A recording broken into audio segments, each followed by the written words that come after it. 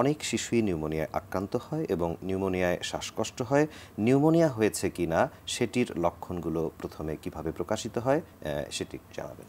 আচ্ছা, নিউমোনিয়াতেও কিন্তু দেখা যাবে জ্বর থাকবে, কাশি থাকবে, কিন্তু এটার সাথে দেখা যাচ্ছে যে বাচ্চার কাশিটা বেশি অতিরিক্ত কাশি, এবং বাচ্চা যেটা বললাম বাচ্চা খেতে পারছে না, বাচ্চা দুর্বল হয়ে যাচ্ছে, এবং আরেকটু যদি খারাপ পর্যায়ের দিকে যায় তখন শ্বাসকষ্ট হতে পারে।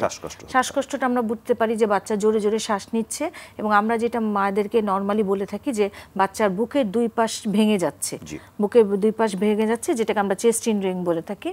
যে এরকম যদি কিছু দেখেন এবং জ্বরটা অতিরিক্ত, তখন কিন্তু কাশি অতিরিক্ত, তখন কিন্তু আমরা ক্লিনিক্যালি তো আসলে নিউমোনিয়া ডায়াগনোসিস করতে হলে আমাকে তার চেস্ট দেখে ডায়াগনোসিস করতে হবে। তবে মারা এই সিমটমগুলো দেখলে বুঝতে পারবেন, বাবা মারা, যে তার নিউমোনিয়া হওয়ার একটা সম্ভাবনা আছে।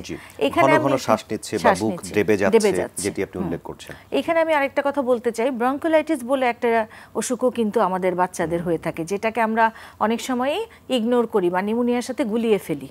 2 বছরের নিচে বাচ্চাদের কিন্তু ব্রঙ্কিওলাইটিসে আক্রান্ত হওয়ার সম্ভাবনা অনেক বেশি।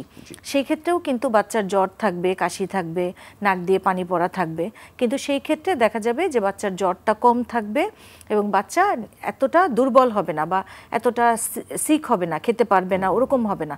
বাচ্চা মোটামুটি হাসি খুশি থাকবে, কিন্তু তার জ্বর থাকবে, হালকা জ্বর থাকবে, কাশি থাকবে এবং শ্বাসকষ্টও থাকতে পারে। আপনি ব্রঙ্কিওলাইটিসের কথা বলেছিলেন, এবং আমরা অনেক সময় গুলিয়ে ফেলি নিউমোনিয়া বা অন্যান্য জ্বরের সাথে যে ব্রঙ্কিওলাইটিস হয়েছে কিনা, কারণ ব্রঙ্কিওলাইটিসের ট্রিটমেন্ট আলাদাভাবে স্পেসিফিক কিছু ট্রিটমেন্টও রয়েছে, সেই কারণে আপনি উল্লেখ করেছেন। আমরা একটু যদি চিকিৎসা সম্পর্কে জানতে চাই, অ্যান্টিবায়োটিক কোন ক্ষেত্রে প্রয়োজন আছে, নিউমোনিয়া বা ব্রঙ্কিওলাইটিস কোন ক্ষেত্রে প্রয়োজন আছে, কিভাবে অ্যান্টিবায়োটিকটি দিতে হয়, বা যত্রতত্র অ্যান্টিবায়োটিকের ব্যবহার শিশুদের ক্ষেত্রে, এই বিষয়গুলো সম্পর্কে একটু বলুন। এটাই একটা গুরুত্বপূর্ণ, যে ব্রঙ্কিওলাইটিস যেটা বললাম এটার কজ আসলে মেইনলি আমার ভাইরাস। তা আমরা জানি যে ভাইরাস জ্বরে কিন্তু ভাইরাস যে কোনো কিন্তু অ্যান্টিবায়োটিকের কোনো রোল নেই।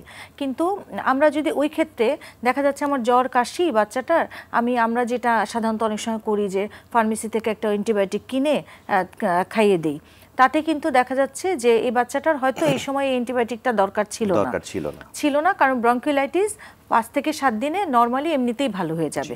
সেই ক্ষেত্রে অনেক সময় হয়তো বাচ্চা বেশি শ্বাসকষ্ট হলে আমরা সালবিটামল জাতীয় নেবুলাইজেশন দেই, এবং এই নেবুলাইজেশনও কিন্তু স্পেসিফিক, আমি যদি চেস্টে কোনো ফাইন্ডিং স্পেসিফিক পাই তখনই কিন্তু আমরা দিই।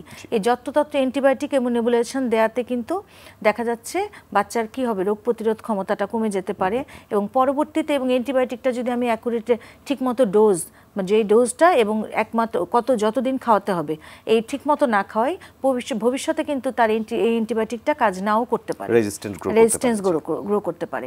সেই জন্য আমাদের অবশ্যই আমি বলবো, আপনার বাচ্চার যদি অনেক বেশি জ্বর থাকে, তার সাথে শ্বাসকষ্ট থাকে, কাশি থাকে, অবশ্যই আপনি একজন ডাক্তারের পরামর্শ নিয়ে নিশ্চিত হন যে এটা ব্রঙ্কিওলাইটিস নাকি নিউমোনিয়া, এবং আমরা সাথে কিছু তো পরীক্ষা নিরীক্ষা অবশ্যই আমাদের দরকার হয়, সেগুলো করে আমরা নিশ্চিত হই, এবং সেই অনুযায়ী যদি পরামর্শ গ্রহণ করেন তাহলে আমার মনে হয় যে বাচ্চাটার অতিরিক্ত খারাপ হয়ে যাওয়ার সম্ভাবনা যেরকম কমে যায়, সেই ক্ষেত্রেও কিন্তু আপনি মাত্রাতিরিক্ত ওষুধের ব্যবহার থেকেও রক্ষা পাওয়া যায়।